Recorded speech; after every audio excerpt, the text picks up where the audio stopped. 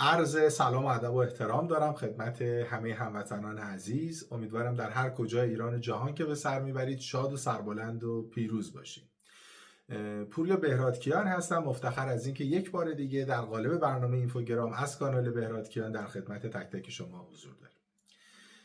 نوبتی هم باشه نوبت میرسه به برنامه عشق ابدی، برنامه‌ای که در یک ماه اخیر میتونم بگم که مخاطبین بسیار زیادی رو به خودش اختصاص داده. میلیون ها ایرانی این برنامه رو از طریق کانال یوتیوب تماشا کردن و به هر حال در ارتباط با محتوا و مضمون برنامه هم نقدهای بسیار زیادی چه موافق چه مخالف نوشته و بیان شده. ولی من میخوام از یک منظر متفاوت تری به برنامه عشق ابدی نگاه بکنم. حتما به مضمون و محتواش هم اشاره خواهم کرد، ولی اجازه بدید از این منظر ورود پیدا بکنیم که ما میگیم چرا این برنامه خلاف جهت هست، چرا این برنامه مخالف اصول و قواعد فرهنگی ماست، چرا داره نوعی از فساد یا به تعبیر بعضی ها فحشا رو نشان میده و به تصویر میکشه و روایت میکنه، یا حتی شاید مروجشه و تبلیغش رو داره انجام میده.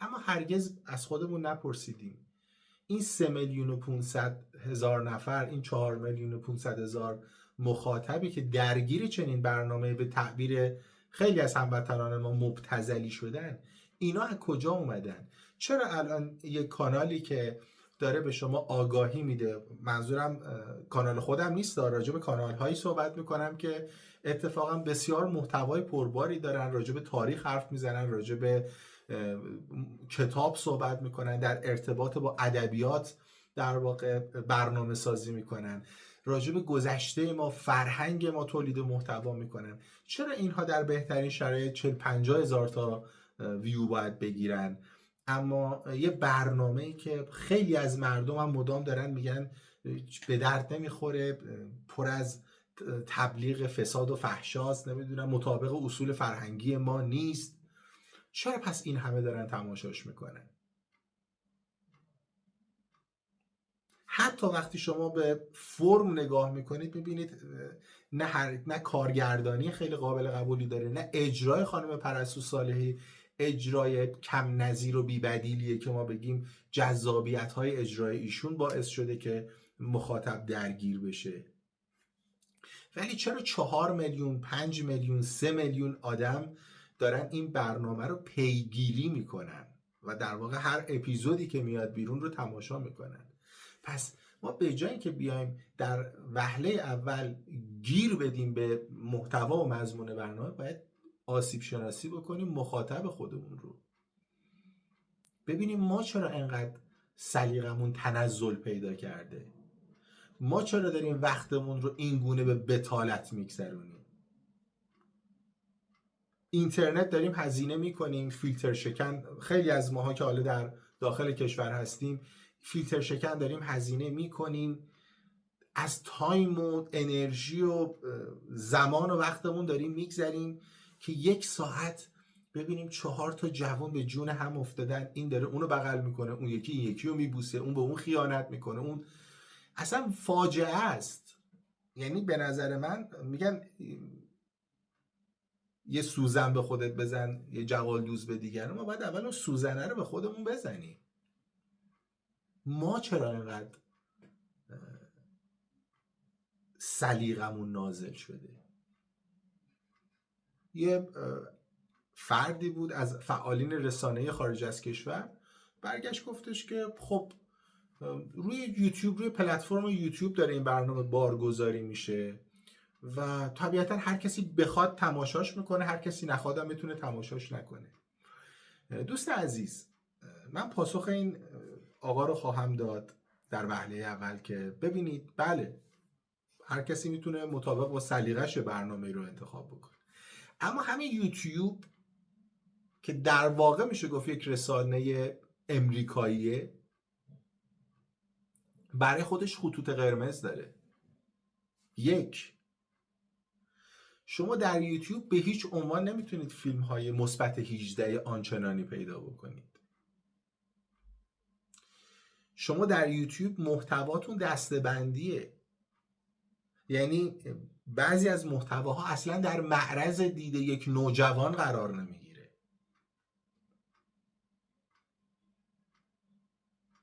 اما مسئله ما با تولید چنین برنامه‌های اینه که اینها ارزش‌های اخلاقی جامعه ایران رو، ارزش‌های عرفی و همینطور هنجارهای اجتماعی جامعه ایران رو هدف گرفتن.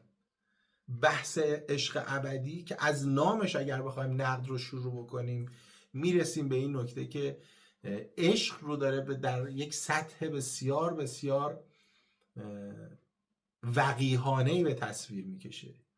شما حتما دیدید که آدم ها موقعی که از عشق صحبت میکنن گویی دارن از یک مفهوم ارزشمند انسانی حرف میزنن، از عشق به میهن، از عشق به مادر، از عشق به همسر. حالا زمانه تغییر کرده، از عشق مثلا به پارتنرشون یا هر چی. اما در این برنامه‌ای که نامش پیوند خورده با عشق، شما جز هوس، جز شهوترانی، جز خیانت، جز رفتار و روابط غیر انسانی، نه صرفا غیر اخلاقی، رفتار و روابط غیر انسانی، چه چیزی رو میبینید؟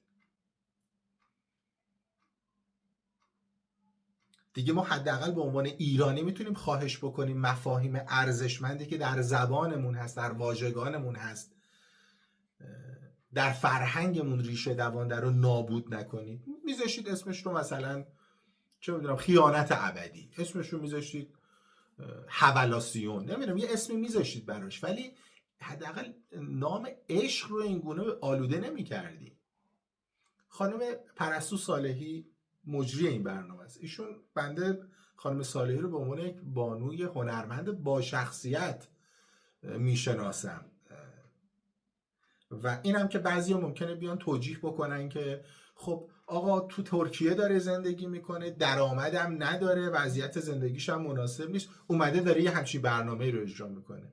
خب اگه قرار باشه که این شکلی ما هر چیزی رو تفسیر بکنیم، پس اون روسپی هم که آمده داره روسپیگری میکنه، درآمد نداشته، مشکلات اقتصادی داشته، رفته روسپی شده. میشه خیلی شرافتمندانه تر و هنری تر، هنرمندانه تر زندگی کرد. خانم صالحی توی تمام این 4-5 سالی که از ایران دور هستن میتونستن برن یک حرفه‌ای رو آموزش ببینن، آرایشگر بشن، ناخونکار بشن، نمیدونم از این داستانا. سودش هم که اونجا خوبه، مدام هم دارن کلاس و کارگاه آموزشی و اینا برگزار میکنن. میخواستن مجری برنامه بشن. این همه برنامه، این همه تولید محتوا امکان پذیر هست در خارج از کشور. اتفاقا چون خطوط قرمز ایران رو هم ندارن، حتما خلاقیت بیشتری رو هم میتونن به خرج بدن. شما تصور بکنید در یکی، من واقعیت اینه که وقتم رو هم زیاد صرف تماشای این برنامه نکردم، فقط در یکی از این آیتم ها 4 تا آقا رو از بالاتنه برهنه کردن. یه دختر خانومی چشم‌بند میبنده، باید بیاد بدن این آقایی که بالاتنش برهنه است رو لمس بکنه، ببینه این پارتنرشه یا نه. بعد جالب همه اینام کلا تازه با هم آشنا شدن. حالا بماند که بعضیاشون الان دارن تو کانال‌های یوتیوب خودشون و اینور اونور برنامه‌های اختصاصی درست میکنن، میگن این به اون خیانت کرد، اون با اون تو اون اتاق بود، اون یکی با اون یکی از اتاق اومد بیرون. و خانم صالحی اومده میگه که کی گفته که این ترویج فساد و فحشاست؟ خانم محترم، شما در فرهنگی رشد پیدا کردی که اخلاق حرف اول رو میزنه. ما راجع به فرهنگ ایران صحبت میکنیم، فرهنگ ایرانی ها صحبت میکنیم. این که امروز ما چقدر انسان های اخلاق مداری هستیم یا نیستیم یه بحثه. این که یه سری اصول و ارزش ها در فرهنگ ما هست که متاسفانه ما بعضا نادیدش میگیریم و در موارد و مواقعی حتی علیهش قیام میکنیم، اون یه موضوع دیگه است.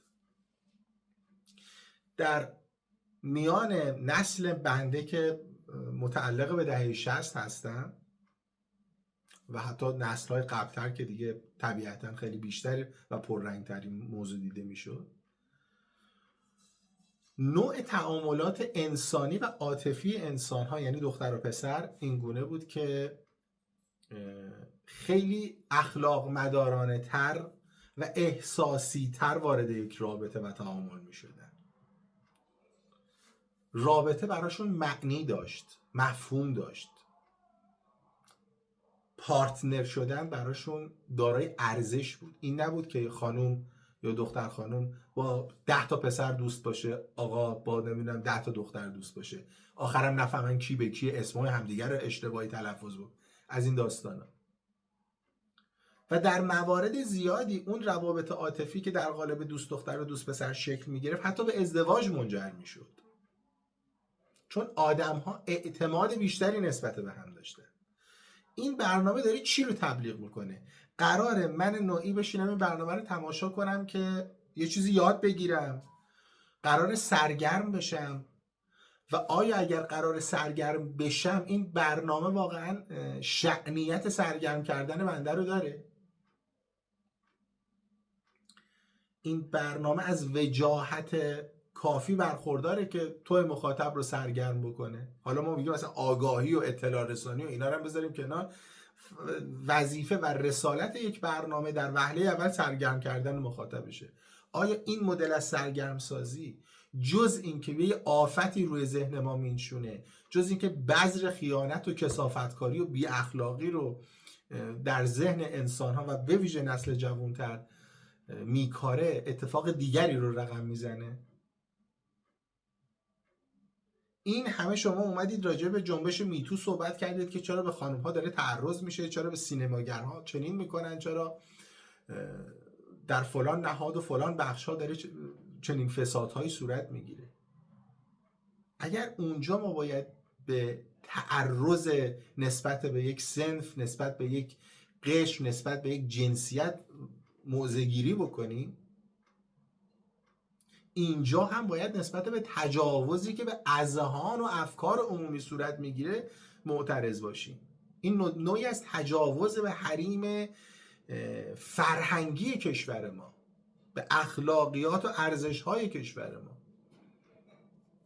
یه خانم و یه دختر خانم با یه آقا پسر با هم دیگه آشنا شدن، بعد دختر خانم میگه که ببین من با پسرای دیگه‌ای که تو این فضا هستن ممکنه بخوام دیت کنم، تو هم میتونی با دخترها دیت کنی. خوک یه همچین کاری رو میکنه که شما به عنوان ایرانی دارید این کار رو انجام میدید؟ آزادترین ملل یه همچین کثافتکاری رو میان عادی سازی بکنن که ما ایرانی ها کاسه داغ‌تر از آش شدیم؟ و از یک سمت داریم این محتوای در اصل میشه گفت نه مبتذل که خزعبل رو شاهدش هستیم، از سمت دیگه میلیون ها بیننده رو. و اینکه تازه زمان شما صرفاً صرف نمیشه برای اینکه این برنامه یک ساعت خورده دیگه رو ببینی، تازه 2 ساعت بعدش میخوای بشینی با نمیدونم دختر خاله و خواهر و خانواجی راجع به این برنامه حرف بزنی. قصه اینه که در ابتدای امر میگن که چقدر مبتذله، چقدر سخیفه، چقدر به درد نخوره، و بعد از 6 ماه شما میبینید که همین افرادی که چنین نظری داشتن میگن که اتفاقا خیلی هم خوبه، خیلی هم جالبه، چرا که نه. آره چرا که نه، به هر حال زمانه تغییر کرده، یه اصطلاحی رو یاد گرفتن، زمانه عوض شده، نسل ها عوض شدن. آقا انسانیت و اخلاق که نسل پذیری نداره، در همه نسل ها هست، در یه نسل وجود نداره در یه نسل دیگه وجود نداشته باشه. مثل میمونه که بگن آقا تا دهه 60 آدم‌های اخلاق مداری، اخلاق، انسانیت و شاخصه های فرهنگ ایرانی در وجودشون بوده، حالا از یه دوره به بعد دیگه نه، فاقد این شاخصه ها و ویژگی ها هستن. نه عزیزم، اخلاق چیزی نیستش که در زمان فناپذیر باشه. انسانیت، معرفت، عشق، احساس، عاطفه، اینا از فطرت انسان ناشی میشه. چرا ما میخوایم فطرت انسان رو تبدیل بکنیم به یک غریزه حیوانی؟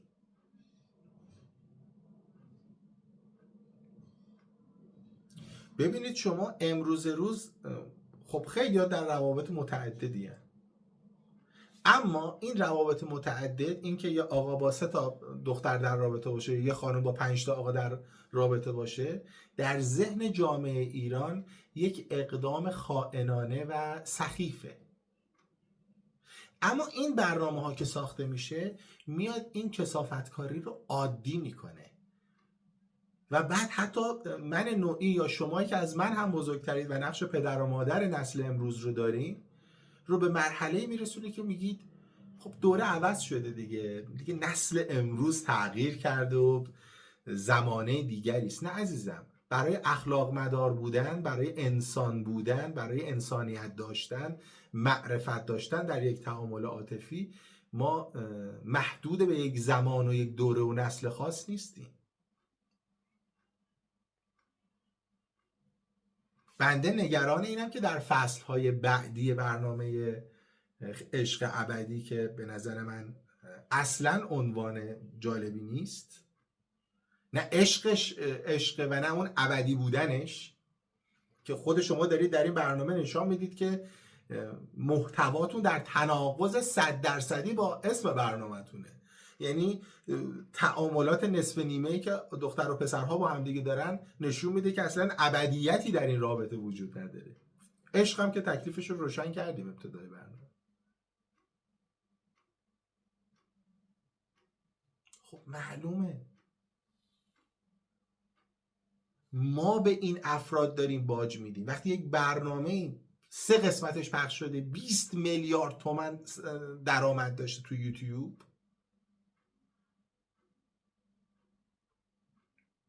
یعنی چی؟ یعنی ما در یک میشه گفتش که رفت و برگشتی با تولید کنندگان محتوا داریم به ابتذال باج میدیم. یعنی اون برنامه ساز برنامه مبتذلش رو تولید میکنه و من با علاقه نشون دادن به اون برنامه مبتذل در واقع دارم به ابتذال باج میدم. دیدید در روابط و تعاملات دختر پسر که حالا بعضا توی سریال های تلویزیونی هم دیده میشه، میگن اون پسر شیطونه، اون پسر شره، اونی که دارم 10 تا دختر رو پیچونده و دور زده، اونی که نمیدونم تمام بدنش رو خالکوبی کرده، اونا پسرهای جذاب ترین، چون هیجان رابطه با اونها بالاتره. مگه مسابقه است؟ مگه رابطه عاطفی 2 انسان با هم مسابقه است؟ مگه فرمول 1 که هیجان رابطه با یه الدنگ بالاتر از هیجان رابطه با یه آدم حسابیه؟ اصولا چرا تعریف ما از رابطه انقدر تعریف بیدر و پیکری شده؟ چرا فکر میکنیم رابطه معنیش اینه که الزاما یه نفر فقط خوش بگذرونه یا هیجاناتی رو تجربه بکنه؟ اتفاقا رابطه یعنی شما یک آرامش و ثبات، یک صلحی رو میان 2 انسان ببینید و اون صلح، اون آرامشه، اون ثبات لذت بخشه. ولی یه دزدم ممکنه بگه که من به خاطر اینکه هیجان دزدی زیاده میرم سرقت میکنم. مگه هر هیجان زدگی و هر هیجانی اصولا مثبته؟ من نمیدونم ما تبدیل به چی شدیم و ادامه این روند ما رو به چه جانورهایی میخواد تبدیل بکنه. شما ببینید همون موقعی که سریال های واقعا به درد نخوره فارسیوان پخش میشد یا بعد از اون هم جم پخش میشد، خیلی از مردم میگفتن که بابا این حرفا چیه که نمیدونم این سریال ها رو ببینید خیانت زیاد میشه، فلان زیاد میشه.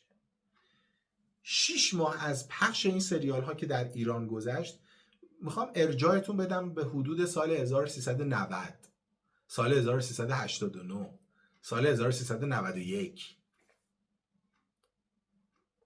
6-7 ماه که از پخش این سریال های خیانت برانگیز گذشت، آمار خیانت و طلاق در ایران رو به ازدیاد گذاشت. یعنی شما کافی بود برید در فضای مراجع قضایی و اونجا متوجه بشید که چقدر طلاق و جدایی به واسطه خیانت‌هایی که صورت گرفته داره اتفاق میفته. تازه مردم متوجه شدن که عجب، ما بدون اینکه بفهمیم تحت تأثیر اون محتوای نازل قرار گرفتیم و تن دادیم به رفتارهای احمقانه و بلاهت انگیز.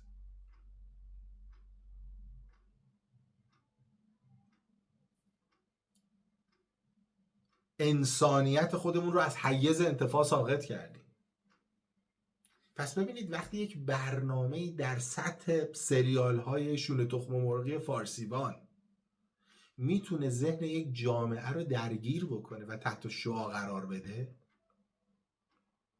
طبیعتاً برنامه‌های از این جنس که معمولاً هم برای قشر جوان و نسل جوان ساخته میشه، برنامه عشق ابدی رو افراد مسنسال یا میانسال شاید خیلی رغبتی بهش نداشته باشن، ولی جوونا براشون جذابه و معمولاً هم از این مدل روابط الگو برداری صورت میگیره. چون میبینن که ببینید این مدل رابطه الان مورد پذیرشه از نگاه جوانها. به خاطر چی؟ به خاطر که میگن ببین میلیون ها نفر اینو دارن میبینن، پس معلومه که عرف الان این رو به ما میگه. من تصور یک جوان رو میخوام بهتون بگم. الان اگر من این مدل رفتار و تعامل عاطفی رو تجربه نکنم، شاید امول خطاب شم، شاید آدمی دور از فضای جامعه قلمداد بشم، از مسیر رودخانه بیام بیرون. چون مردم ما عموماً در مسیر حرکت روی و در مسیر حرکت جویبار دلشون میخواد حرکت کنن، کسی خلاف جهت نمیه، اگرم بره معمولاً برچسب بهش میخوره. خب توی چنین فضا و توی چنین شرایطی که ما الان هستیم، اگر این مدل از تعاملات بخواد نهادینه بشه، چه بر سر کانون خانواده ایرانی میاد؟ ببینید دوستان، در فرهنگ یک کشور اروپایی یا یک کشور امریکایی ممکنه این گونه باشه که مثلا دختر و پسر با هم دوست دختر و دوست پسر میشن، حتی با هم میرن زندگی میکنن، بچه دارن میشن. حالا بعد از این ماجرا ممکنه تصمیم بگیرن با هم ازدواج کنن یا بازم تازه ازدواج هم نکنن. شما اگر بری در پرتغال، کشور آقای کریس رونالدو رو گفتن، شاید ببینی عمده مردم اصلا این شکلی فرهنگشون شکل گرفته و البته تو همین مدل رابطه‌ای هم که اصلا سعی میکنن تمیز و پاک زندگی بکنن. کریس رونالدو هنوز ازدواج نکرده با اون خانم جورجیانا، 6 تا بچه هم دارن و 5 تا بچه از هم دارن، ولی ما هیچ رسانه‌ای رو ندیدیم، هیچ پاپاراتزی رو ندیدیم بگن کریس رونالدو با این میزان ثروت، تیپ، قیافه، استایل به دوست دخترش خیانت کرده. ما یک خبر و یک رسانه رو ندیدیم که بیاد بگه خانم جورجیانا به کریس رونالدو خیانت کرده. بسیار هم زندگی و رابطه متعهدانه‌ای رو دارن، حالا طبق اصول و فرهنگ خودشون هم دارن میرن جلو. یا آقای مسی موقعی که با همسرش ازدواج کرد، فرزندانشون قریب به 9 سال 10 سال از سنشون گذشته بود. برای اون فرهنگ، برای اون ساختار ذهنی و اجتماعی، این امر پذیرفته شده ای بود. یعنی در واقع زیرساخت‌های فرهنگی برای شکلگیری چنین تعاملات و روابطی وجود داشته. اما شما تصور بکنید کشور ما، مردم ما، جامعه ایران که برآمده از یک فرهنگ دیگری است، الزاماً هم قرار نیست فرهنگی برتری داشته باشه نسبت به فرهنگ دیگری. هر جامعه فرهنگ خودش رو داره، همونطور که زبان خودش رو داره. و من تعجب میکنم چرا ما این ارقی که نسبت به زبان داریم و نسبت به فرهنگ نداریم. حالا شما فرض بکنید که در جامعه ایران این امر یک امر پذیرفته شده ای نیست که آقا و خانم در کنار هم زندگی کنن، بچه دارن بشند، حالا تازه تصمیم بگیرن که ازدواجی صورت بگیره یا نگیره. نه قوانین موضوع کشوری همچین چیزی رو میپذیره، نه اصولا عرف‌های اجتماعی ما پذیرای یک همچین مدلی از تعاملات هست. حالا بله در سطوحی، در نقاطی، در بسترهایی ممکنه چنین اتفاقات، چنین تعاملاتی هم رخ بده. دخترها و پسرها به نوعی با عنوان امروزی ازدواج سفید در کنار هم قرار بگیرن، ولی ما داریم راجع به یک هنجار اجتماعی، یک عرف عمومی صحبت میکنیم. وقتی که شما در جامعه این امر پذیرفته شده نیست و شما بدون اون زیرساخت‌های فرهنگی بخواید این موضوع رو تحمیل بکنید به جامعه، به جز فساد، به جز در واقع میشه گفتش که تن دادن به هوس و تنزل بخشیدن یک رابطه، اتفاق دیگری رخ نمیده. یک یعنی ساختار ذهن به گونه دیگری عمل میکنه، بنیادهای فرهنگی ما شکل و شمایل دیگری داره و ما به زور میخوایم لباسی رو به تنمون بکنیم که سایز تن ما نیست. دیدید یه فردی وقتی، حالا چه خانم چه آقا، یک لباس تنگ، زیادی تنگ یا زیادی گشاد میپوشه، از قواره خارج میشه.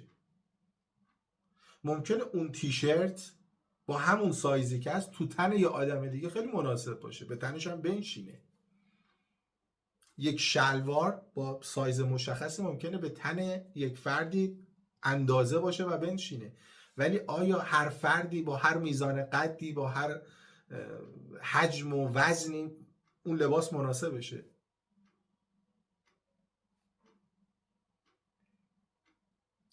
و زمانی هم که شما میخواید آریه بگیرید از فرهنگ دیگری، باز حکم اون گنه رو داره. وقتی شما میخواید لباسی رو بپوشید که متناسب سایز بدنی شما نیست، یک گنی میپوشی، در واقع زیر ساخت رو مهیا میکنی که اون لباس به تنت بنشینه. زمانی هم که شما میخواید تغییر فرهنگی ایجاد بکنی یا در واقع یک شاخصه ای رو از فرهنگ دیگری آریه بگیری، در فرهنگ خودت بگنجونی، باید زیر ساختش رو مهیا بکنی، گنه رو باید بپوشی که شرایط مساعد اون لباس باشه. در هر صورت امیدوارم که این برنامه مورد توجهتون قرار گرفته باشه. دوستانی که مایل به حمایت هستن میتونن هم از طریق جوین شدن و ممبر شدن کانال، هم هموطنان خارج از کشور از طریق گزینه سوپر چت و سوپر استیکر که البته نه، ولی از طریق گزینه سوپر تانکس میتونید دونیت بگذارید، حمایت مالی بکنید. برای عزیزانی هم که از داخل کشور تمایل به چنین کاری دارن، من کامنت اول رو پین میکنم و شماره کارتم رو میذارم تو عزیزی اگر مایل بود که دونیت و حمایت مالی از برنامه‌های من داشته باشه، از اون طریق بتونه این کار رو انجام بده. همتون رو به خدای بزرگ میسپارم. امیدوارم که ما به شأن اجتماعی مردممون، به ساختار فرهنگی کشورمون احترام بیشتری بگذاریم و سلیقه خودمون رو تنزل ندیم به تماشای برنامه هایی که دور از شأن و شخصیت یک فرد ایرانی است. همتون رو به خدای بزرگ میسپارم و خدا نگهدار.